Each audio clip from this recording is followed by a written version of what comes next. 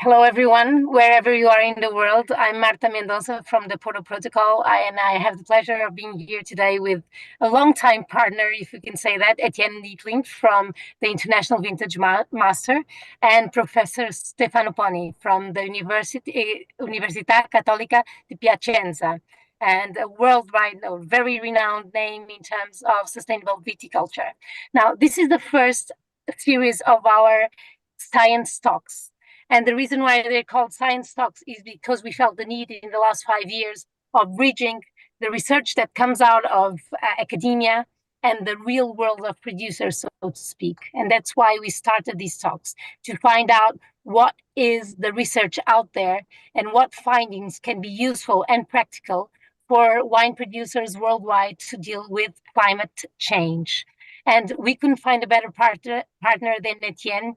Etienne does a beautiful job in bridging these two worlds in the most practical fashion. And I know any wine producer that is listening to us wants this practical side of everything that exists and everything that is being researched. So we couldn't have found a better partner to lead these 4 next science talks. Now, this is the very first one we have, and we started with a wonderful name coming from Italy. But in case you've never heard about the Porto Protocol, because we always have new people, let us tell you that we are the worldwide Wines Climate Action Network. Everything we do is about sharing practical knowledge to foster peer-to-peer learning. We did this with more than 250 members around the world and growing. So we consider this an invitation for you to join us wherever you are, an academic institution, a wine producer, a packaging company, a retailer. And what we want is companies that join us to share what they are doing in the most practical fashion to address climate change. That's how we grow, and that's how we add value to the world of wine, and by fostering climate action through collaborative sharing. So without further ado, Etienne, the stage is yours, and we'll disappear for now. Thank you for being here. Bye-bye. Yeah, thank you very much, Marta, for the introduction. And it's obviously a pleasure to be involved with the Porto Protocol. As you've mentioned, Marta, it's an opportunity to get solutions, to learn from each other. I think everyone is facing the challenges worldwide. And I think this together a collective nature in terms of how we would like to address climate change, its impacts, and find solutions. And therefore, I'm very fortunate today to speak with Professor Stefano Poni. For me, it's an opportunity to also learn from Stefano, to listen to what he has to say. And hopefully, as Marta has mentioned, Stefano can also allow us to understand his research, to find solutions in different contexts, and even listen to what he has as an opinion in terms of where we are moving forward, so that everyone can also understand the perspectives that he has for the industry. So Stefano, I'm maybe going to introduce yourself and then ask you the different questions. Stefano, as you have shared with me, you started, or you've completed your PhD back in the early 90s in the US. You then were appointed as for a research position in Bologna University, and you came to the Catholic University of Piacenza by the end of the 90s as an associated professor. You then obtained the title as a full professor in 2009, and also became at that time the head of the department in viticulture. And then since 2023, you are the chief editor of the Australian Journal of Grape and Wine Research.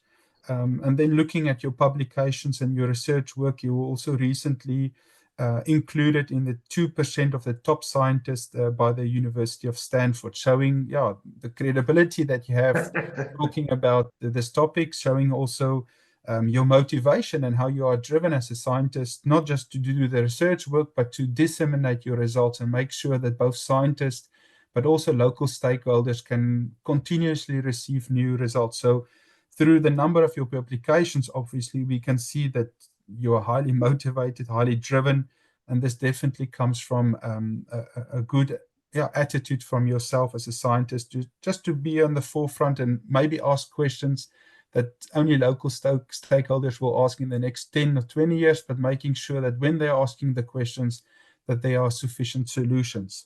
And then you wrote a book 2 years ago on designing and sustainable vineyard in the context of climate change. And we will come back to this book maybe at the end when I ask my last question. So Stefano, maybe to give you the opportunity to start talking, and maybe my first question, just to open the room and open this question about climate change. I remember that when I came to do research, and for me that was towards the end of the 2000s, I came in a very favorable environment. Everyone was talking about climate change. Everyone was talking about adapting the wine sector to climate change. But I imagine when you started your research work in the 90s, and there was only the first report by the IPC showing that climate change should be a concern. Can you maybe tell us, in the last 2 or 3 decades, how this conversation about resilience, sustainability has evolved? Well, yes, thank you. First of all, I need to thank you and the organizers for this invitation. And I mean, you did a great introduction. I'm a little embarrassed, but of course, I have been in viticulture for 42 years now. And so it's a long time ago, although it is very clear that, starting from the end of the 80s, the climate change has had an impact on viticulture. But if you ask me, I mean, what is the feeling that the growers have in terms of climate change? I think that the most perceived change is really what is called the frequency of extreme weather events. That's a problem because we have made a calculation. If you take, for instance, 5 different things, that could be flooding, frost damage, hail damage, drought, and sunburn, okay? We have calculated that in our area, but I think that's basically the same all over the place, at least one of these 5 will actually happen in a given season. And maybe, hail can come 2 times. And so at that point, I think that when we talk about viticulture, we need to make a sort of risk assessment. Because if every year you get this kind of problem, then, I mean, that can actually compromise the economic sustainability of your business. And this is something that the growers are really, concerned about, and they are struggling, in many cases, for surviving. No. And you may be leading that to the research that you're currently conducting, Stefano, is that we see that similar to the case maybe of the local stakeholders, and even for us as scientists, climate change is one topic, but as you've mentioned, there's this variability of climate extremes around the changes taking place in terms of temperature increases.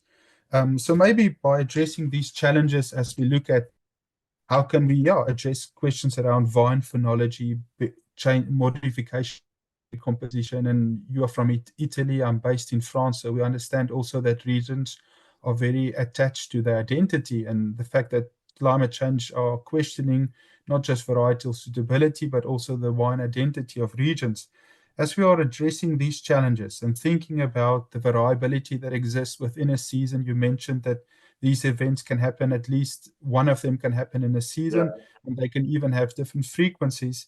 What are some of the most striking findings that you maybe can mention to us in terms of building sustainable adaptation pathways? Things that you have notably observed that work well across regions and in different production systems? Well, I mean, we have been working a lot on climate change issues since almost, I would say, 20 years. Okay, so we have, I mean, in some cases, created new techniques for adaptation to climate change. But let me give you maybe a couple of practical examples. The first one is, for instance, there is a lot of concern about frost damage. Okay.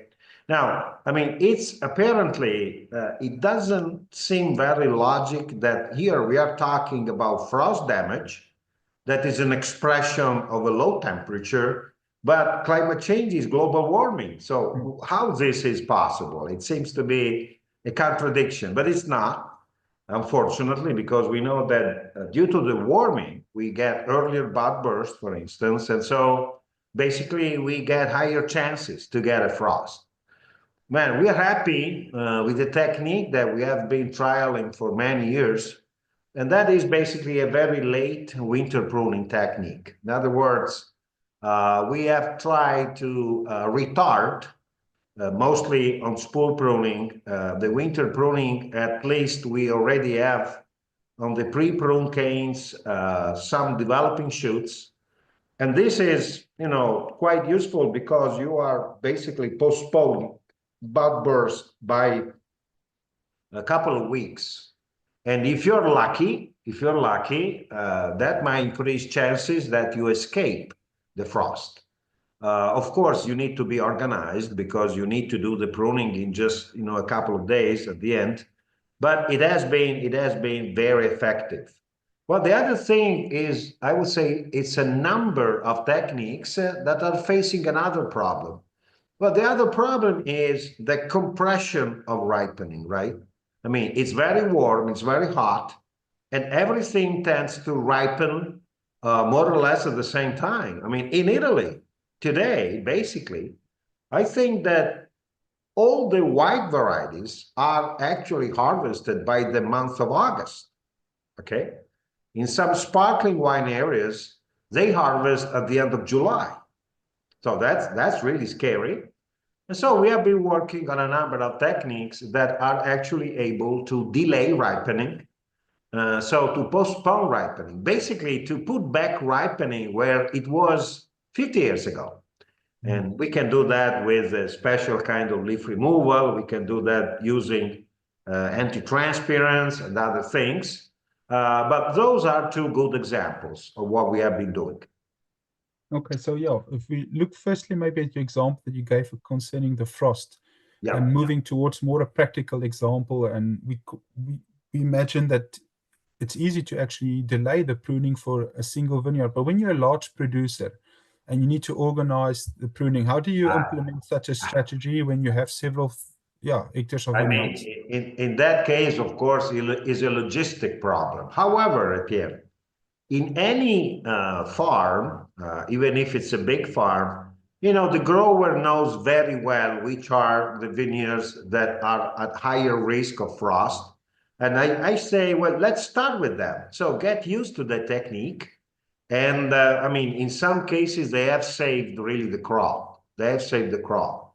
I mean, unbelievably, we had frost damage arriving the first week of May 2 years ago and 5 years ago. And that is a devastating thing, right? Because we are compromising also, in most of the time, the crop for next year. And yeah, I mean, I know it's not the solution to the problem, but it can be very helpful. And obviously with any adaptation strategy, we're looking at trade-offs between the benefit of maybe being proactive, delaying the sensitivity to spring frost, but then a trade-off can maybe be that the season is wet, it's cool, and that delay that we initially had maybe is unfavorable for maybe the overall wine style.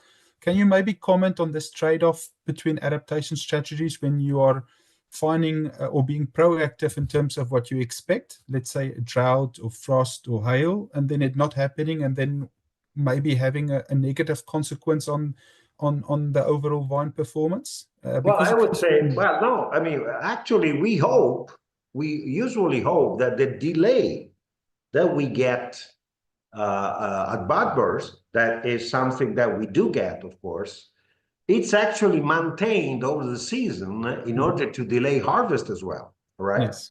However, the issue with the harvest delay in red varieties is quite tricky, because what we would like to delay is the sugar accumulation, but we don't want to delay at the same time the color accumulation, the phenolics accumulation. And so we need to do something that will decouple what is called the technological maturity to the phenolics maturity. And just because you asked, a technique that we have tried and has been very successful for that is what we call the late season apical leaf removal.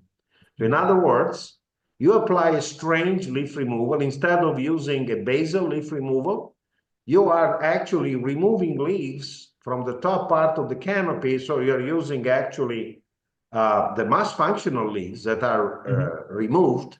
But the purpose is, one, I want to create a sort of photosynthetic stress that would lower sugar.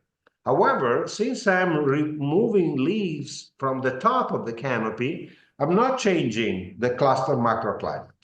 And so for that reason, the color should not change. And in Sangiovese, Barbera, Pinot Noir, and Merlot, we have seen that it works nicely. It works nicely. So this is another option that we can use. And, you know, growers like that very much because it can be mechanized. And also the leaf removal needs to be done in an area where there are no clusters. And so the driver is very happy when you have to drive a machine and he knows that he has no clusters on his way. And so that's fine. That's great. Yeah, and as you've mentioned, it's actually contradictory to what we imagine. Decoupling often comes from climate change. So obviously technological ripeness starting early and then decoupled with the phenolic ripeness, where you mention it's actually the opposite by maintaining an early onset of the phenolic ripeness. Absolutely. And You're absolutely right. Which is not easy. It's not easy because, you know, the sugar and the color are naturally decoupled. Because usually the color comes a week after the sugar begins. Whereas we want to delay the first one, but they don't want to delay the second one. So it's not easy, but it can be done. And Stefano, often as scientists, we look at indicators, performance indicators. Can you maybe tell me if there is any indicators that you feel requires better attention on our behalf, both as a scientist, but also as a local stakeholders, in order to compare adaptation solutions and their efficiency? You know, Etienne, I mean, when you talk about indicators, temptation is to dive into the precision viticulture world, all right? However, I don't want to deal with that for now. I would like to address, I mean, I have a traditional vineyard. What should I look at to understand if I have a balanced vineyard? Okay. You know, there is one thing that apparently is so simple. However, it seems to me that growers are not using it that much. And that just look how the vine bursts in spring. For instance, you are leaving spurs on your vine, okay? You are leaving, for instance, 2-node spurs. You have 2 buds per spur. I mean, the balanced vineyard would actually produce 1 shoot, another shoot, and maybe 1 shoot from a base bud, right? If you start on that condition, well, you are all set. You will have to do a minimal amount of summer pruning because you don't need to correct anything. However, we do see in many cases that, you know, at bud burst, you have around the spur, you have secondary shoots, you have a lot of base bud shoots, you have latent buds coming out, and that means that your vineyard is not balanced.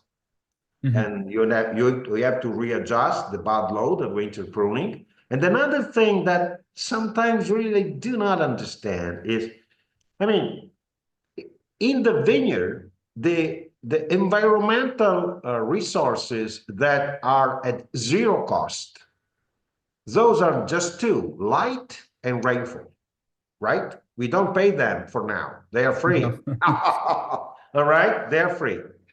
However, when you look at the vineyard geometry, for instance, you get, most of the time, you get the perception that the vineyard was done without actually achieving maximum light efficiency. In other words, when I say, for instance, widely spaced vineyards, let's say 3 meters between rows, and a canopy that 1.5 meters, well, you're losing light, you're losing photosynthesis, and you're losing money.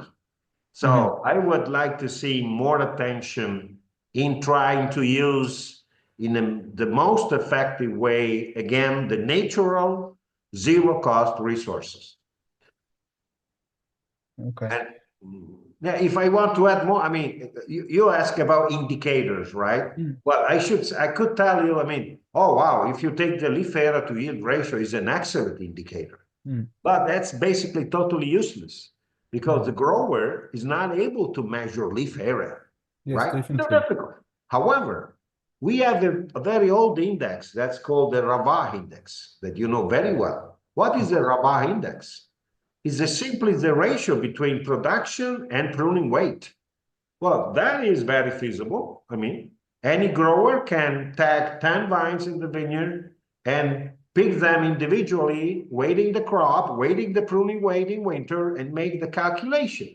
Well, that index would tell you something in terms of the general balance. Yes. That would be enough. That would be enough, at least, to start, I mean, the right path. Okay, and I will come back to this comment about maximizing the capture of sunlight when we talk about the final question. A lot of your research was also done on managing or the efficiency of water use, and you mentioned rainfall as being one of those two freely elements that we can receive from the environment. And we look today at climate change, and we know that it manifests mainly through increasing temperatures, but if it is an oceanic climate where I'm based in the Loire Valley, yourself in Piacenza, or Mediterranean climates that have been facing this for a long time, we see increases in evapotranspiration rates, and obviously this leads to more agricultural drought, regardless of how the rainfall takes place. Can you tell us a little bit more about your research in finding adaptation solutions to better manage water resources, water efficiency? Well, You mentioned, I mean, Etienne, the water use efficiency issue is the issue, basically, yes, right? Especially when you are working in an environment where you do not have water for irrigation, and you have to rely upon only natural rainfall. Because at a given point, when the vineyard gets into a water stress, what are you going to do? What are you going to do? All right. So recently, we have been working a lot on the physiology and water use efficiency, for instance, of different training systems. Okay. We have compared basically the three most important types. The first one is a VSP, so a regular espalier system, okay? Then the pergola type, but the pergola type is becoming interesting now, right? Because you're shading the cluster, that's fine. And then the training system that I like a lot is what it's called the sprawl canopy, right? So it's a single high wire cordon, but the canopy is free. Okay, so the canopy is usually upright but open. Okay, and we have seen many times that under any water condition, that would be well watered or water stressed, the water use efficiency of this sprawl canopy is higher than the VSP and the pergola type. So I would promote a lot the adoption of this canopy type under the purpose of increasing water use efficiency. Well, the other thing is the rootstock. Well, the rootstock is very important. But the problem is that actually we don't really have a lot of new rootstocks in viticulture, okay? I must say that I don't know if you're familiar with the recent, I would say they are not new, but they are, let's say, less old than the other ones. The M series that has been selected by the University of Milan, by my friends and colleague in Milan, they have released 4 different rootstocks, M1, M2, M3, M4. As this M4 is a rootstock that gives, I would say, more tolerance to drought, and it increases water use efficiency by about 20% as compared to a susceptible rootstock. Then, I mean, I think also that the concept of green water footprint, green water footprint seems to be a complicated indicator, but actually it's very simple. What is a green water footprint? Well, it's basically the productivity of the rainfall. I mean, you need to make the rainfall very productive you need to be able to meet the evaporative demand by using the rainfall, and that's it. So avoiding using irrigation water, all right? And so, I mean, working especially on soil management, okay, we might be able to increase, for instance, the efficiency by which the rainfall amount of water is used by the vine. Yeah, and we're seeing good examples today, even vineyards that are planted more and more with a key line design, managing much better the Absolutely. Absolutely. water, the principles of water regenerative hydrology. Absolutely. Coming back to what you've mentioned, Stefano, regarding the sprawling system, and I know in South Africa they also see very good results with this. Can you maybe walk us through a practical example how we can maybe transform a current existing vineyard of a VSP towards a sprawling system? Is that possible? Well, it is theoretically possible, because the two modifications that you need to make would be you need to raise a cordon, okay? On a regular VSP, cordon is 80 centimeters from the ground, so you have to lift it up until 1.6, and basically we have to remove the wires above, right? Yes. So it's not that easy, actually. The retrofitting is not easy. I would really recommend to adopt the SPRA from the very beginning, with one caution.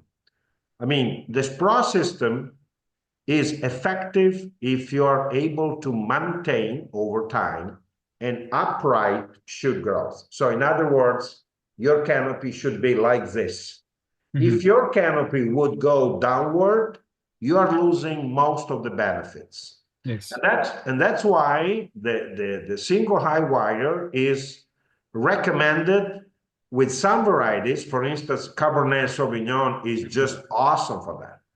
Cabernet Franc, fine. Sauvignon Blanc, fine. If you have a Pinot, that's more difficult, all right?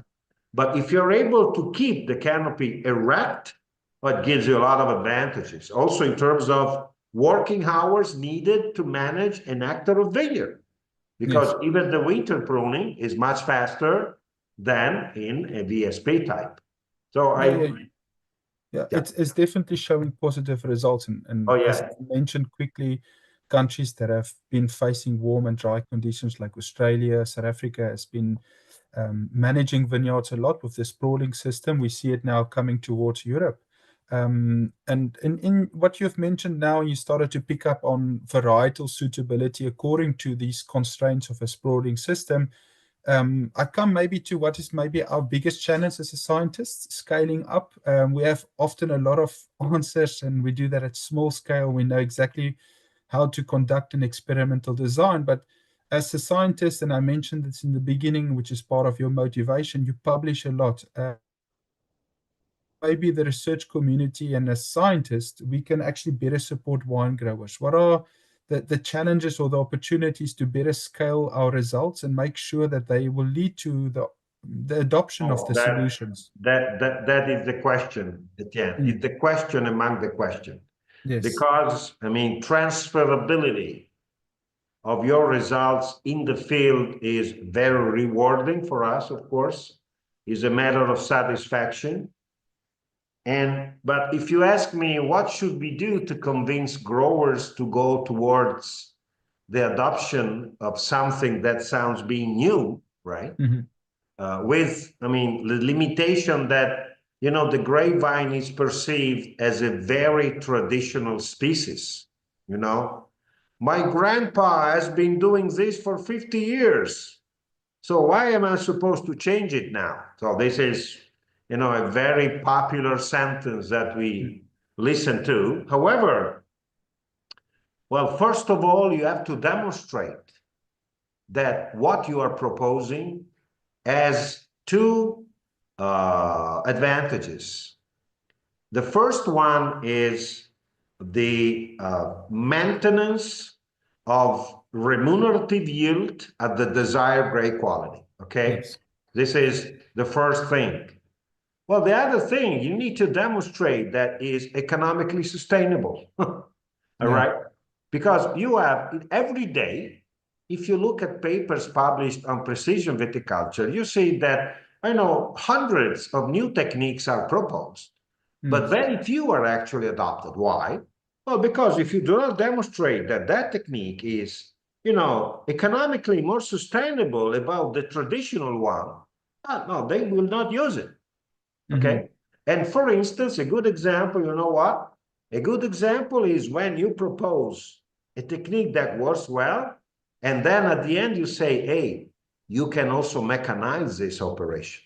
Because if just needed to be done by hand, well, at that point, your observation about the small scale, okay, it would die there. It would not be adopted.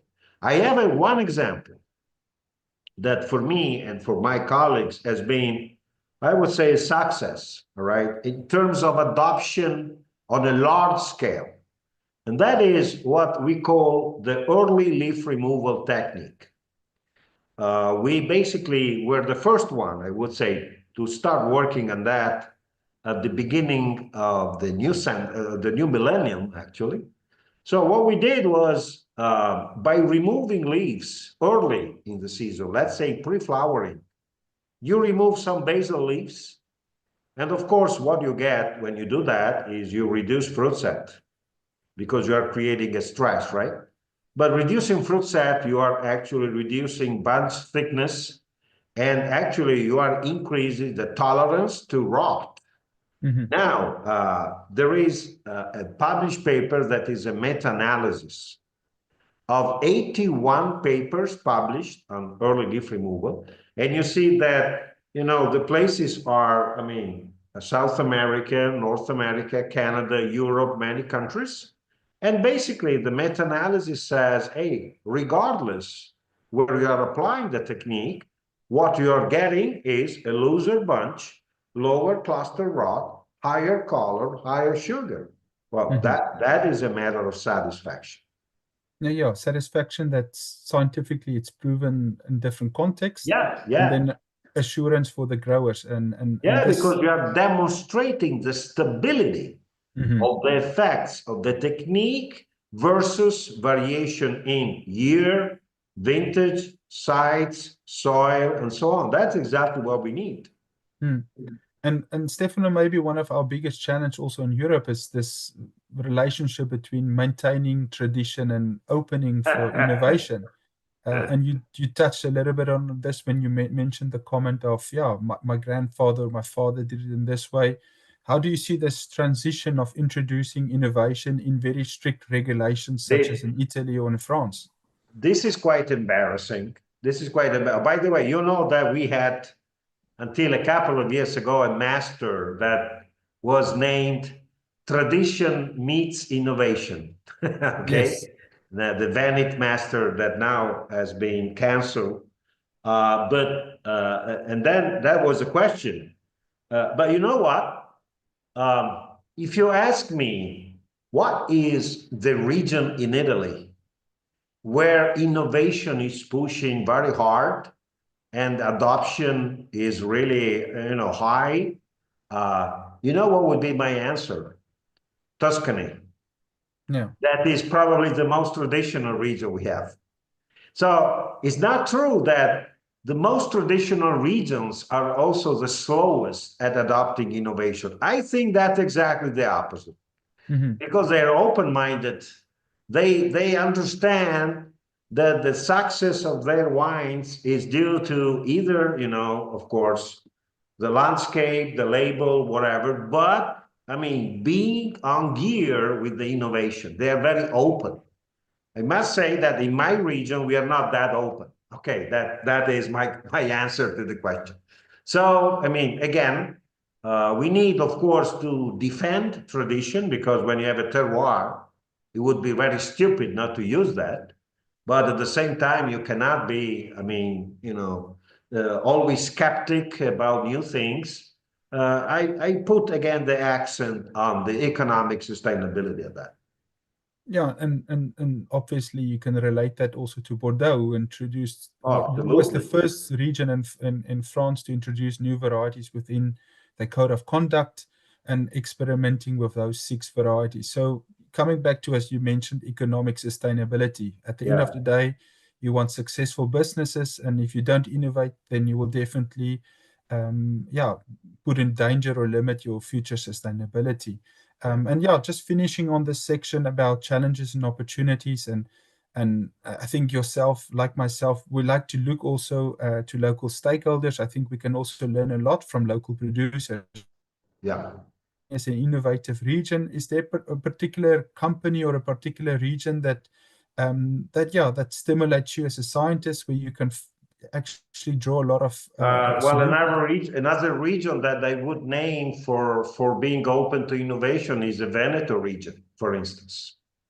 And not just because Prosecco is in the Veneto region, but because really what they do, they care a lot about what is called the wine value chain. So they are actually, taking each segment, that's the production, and then, vinification, the labeling, the marketing, the consumer behavior, and they really go through the value chain and they try to find weaknesses or strength, and they have a sort of holistic approach. This is very clear in some regions. In other regions, it's not that clear. I would like to see more of that in that particular case. Okay.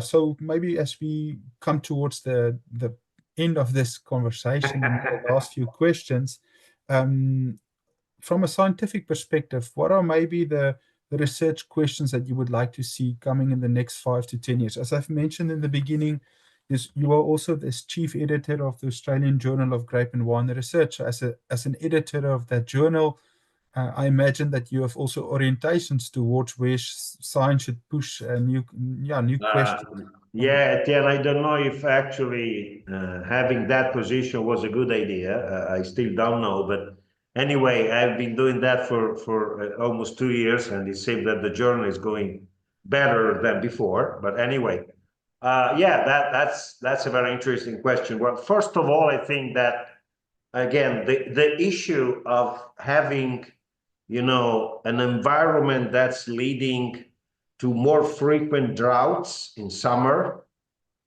is a tremendous issue, because you take, for instance, the viticulture of my area.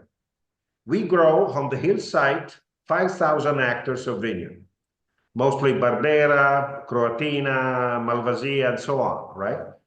Now, the weather in summer is fairly dry. We don't get a lot of rain. But you know what the problem is? That there is no water for irrigation. Nothing. And at that point, what are you going to do? What are you going to do? I always repeat that you can do something, but at a given point, you have to give up. Okay, so, and in fact, I should not say that, but we are really seeing a decrease in the total surface. And because, if you combine this with, let's say, hail in one year, frost in the other year, at the end of the day, you're not economically sustainable.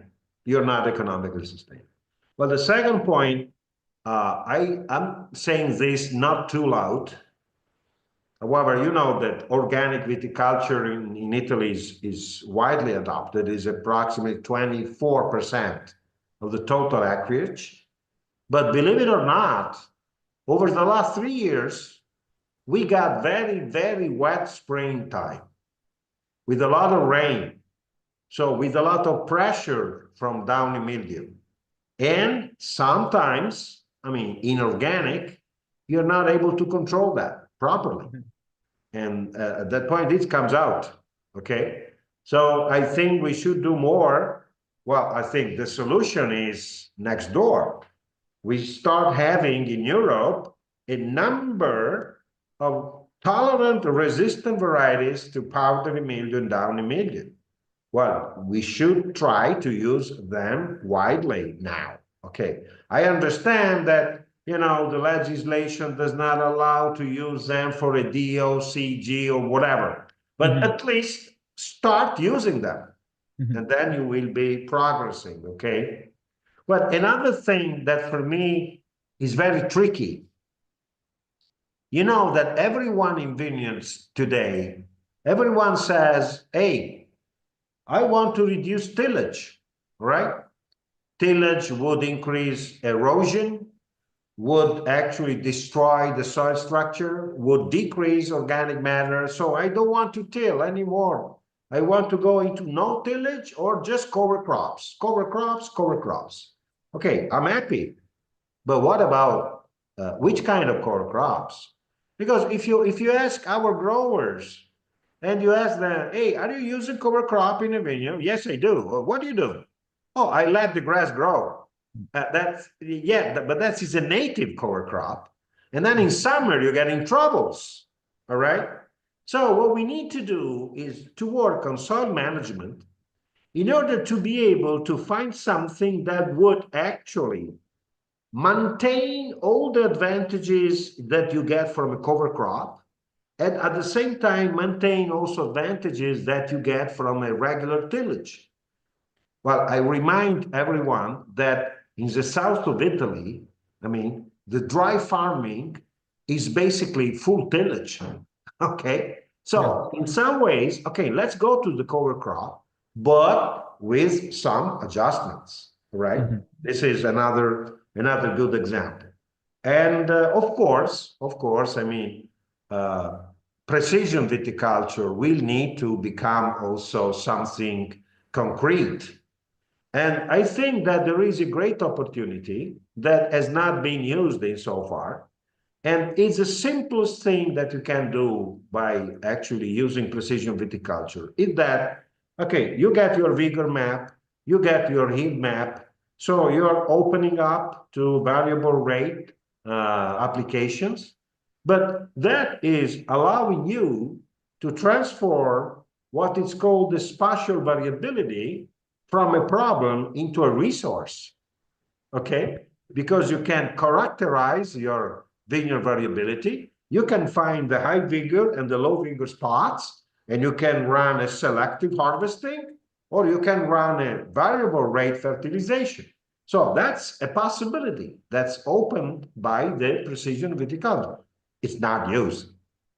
It's not used yet, but it's there. So these are some of the main themes that I would say.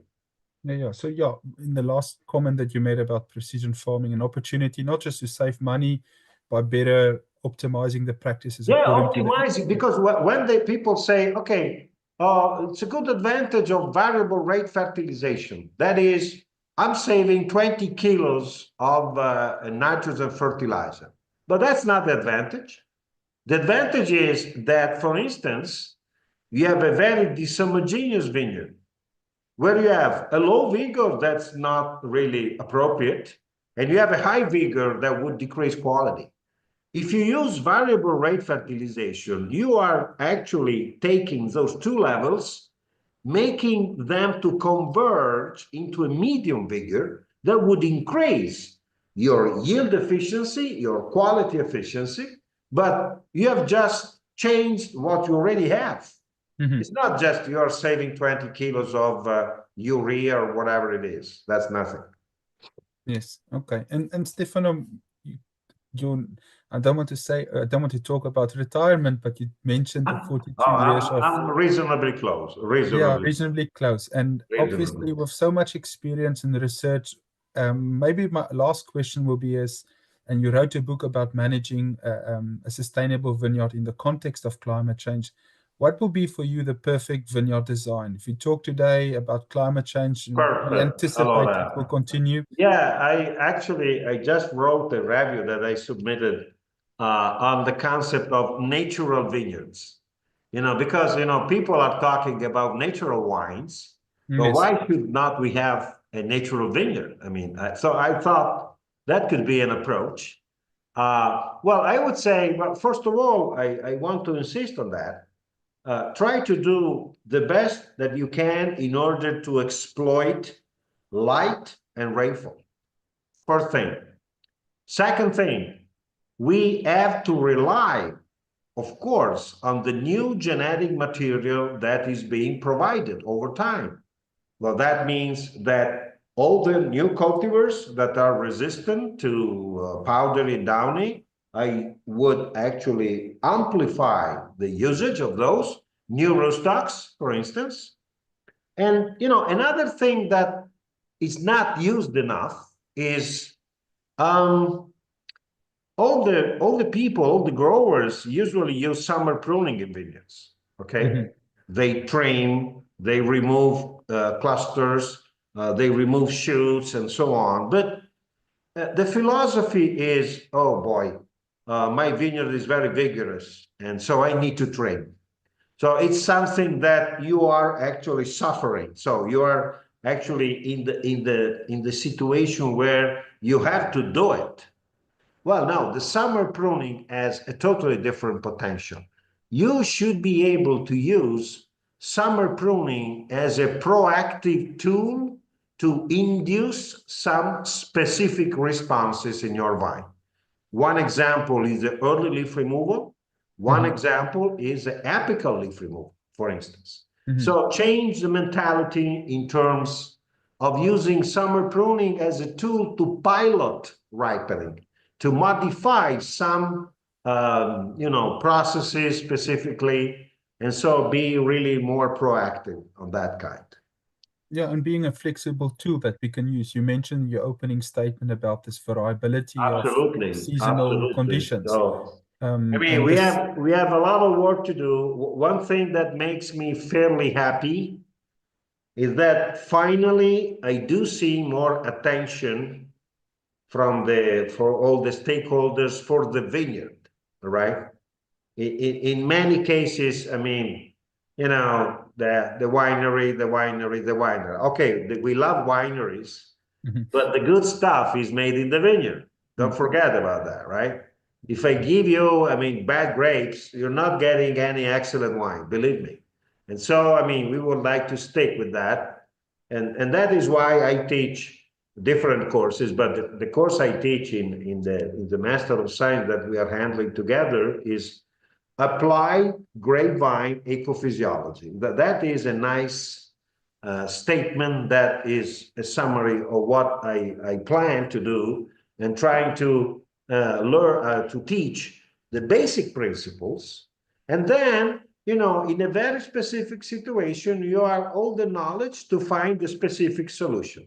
What I don't like, and this is my final comment, is actually one recipe and you take that recipe and you apply that everywhere in the world. That's wrong, totally wrong. We need to be specific and find the right solution for the right place. yeah, and I think that comment also applies to us as scientists. You mentioned Absolutely, absolutely. demonstration sites where we can apply the research, find evidence that it works across different conditions. And your comment is actually very good about this, the shift that happened from the cellar to the vineyard. I think growers understood that they can't be reactive. It costs much more to be reactive in the cellar than to be proactive in the vineyard. So with climate change, I think they brought this opportunity of questioning. I agree with you. The climate change was used also for that. I mean, it's not true that it's always negative. There are some opportunities, of course, right? Yeah, what we plant, where we plant, and this definitely brought an opportunity to question our systems, to make sure that we're much more resilient. Yeah, I think we're coming towards the end of our talk. I don't know if there's any specific questions in the chat. Let me just open it. So there's a I do question see names on the chat that I know. I do see a former student of mine. Actually saying hello to everyone. That's nice seeing some known names. Thank you. Stefano, so there's two questions. So, Etienne, sorry to interrupt. You have two questions on the Q&A, not in the chat. Are you able to see? Okay. Yeah, I saw them, Christina. Should they read them very much somewhere? I'm going to read them to you, Stefano. So the first question, the person is asking, doesn't the sprawl mean that mechanization of vineyard activities like pruning and harvest is much more difficult? No, it's exactly the opposite. Because if you have a sprawl canopy, I'm talking about an upright sprawl canopy. Well, mechanical harvesting is possible with any kind of overrow machine using horizontal slappers. And it's exactly the opposite for winter pruning. Because if you think of a canopy going like this, right, with just one passage of a pruner machine, having two vertical bars and a horizontal bar, you are cutting everything in one run. Well, whereas, I mean, if you have a normal VSP, you have wires, and so everything is much more difficult. Yeah. So I think exactly the opposite, basically.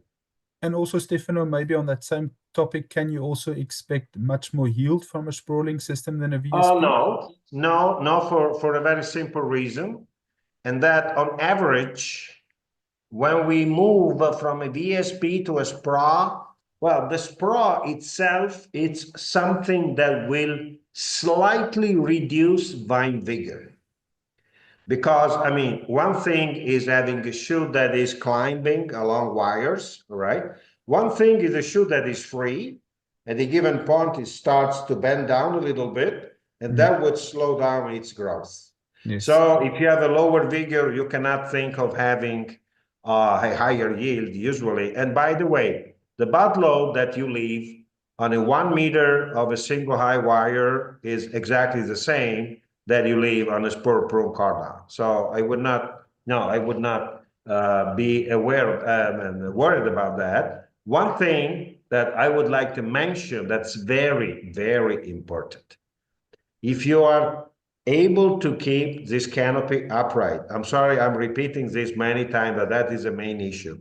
I mean, if you look at the cluster microclimate from Eurasian onward, you would see that the clusters are mostly shaded, but there is light penetrating inside the canopy and reaching the clusters. Well, that represents what it's called intermediate light microclimate. That is exactly what we want to have in reds and whites. And that's another thing that I like a lot.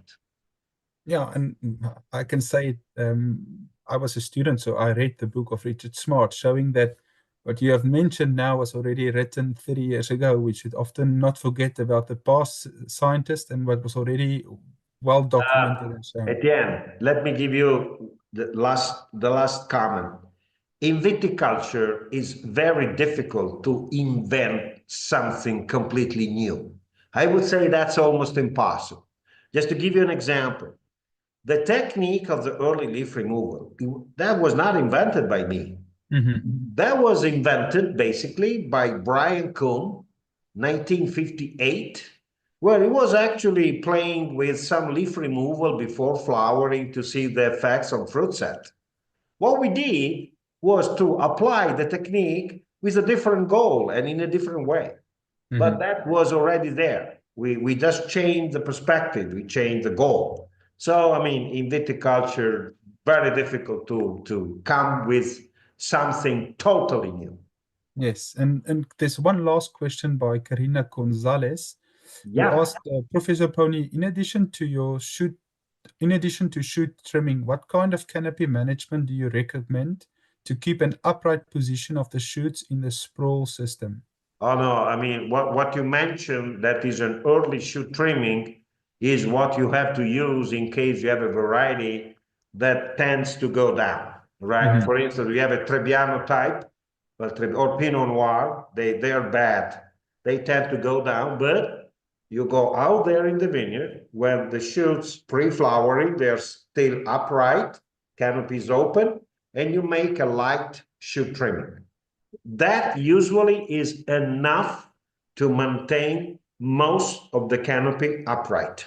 And you can really change a lot the pattern of growth because that's fundamental. And another thing that you don't have to do is this is, I mean, what actually people do in my area, and they are wrong. Well, you have to apply a short pruning. You cannot use a long spur or a cane on that system because at that point it would be impossible to keep the canopy upright. Okay, so please use spur pruning, maximum 2 count nodes per spur. Of course, you need to have a variety that has a good fruitfulness in the basal buds. Yes, that's it. Okay, thank you very much for the questions, Stefano. Thank you very much for your time. I have definitely enjoyed this discussion, and I hope that people have also took a lot of value and experience from what you have mentioned. It's been a Thank you pleasure. for everyone for joining us. And yeah, thank you, Porto Protocol, for this opportunity to talk with Stefano. Have a nice evening to everyone, or nice morning, depending on where Thank you are. you, thank you, thank you, And thank you, everyone. thank you. Remember my book. Yeah, don't forget to go to Amazon and buy one of Stefano's Yeah. books on If I see the design. standing rate peaking tomorrow, that would be that the message was delivered. Yes, definitely. Okay. Thank you, Stefano. Have a Bye nice bye. evening. Bye bye. Bye-bye.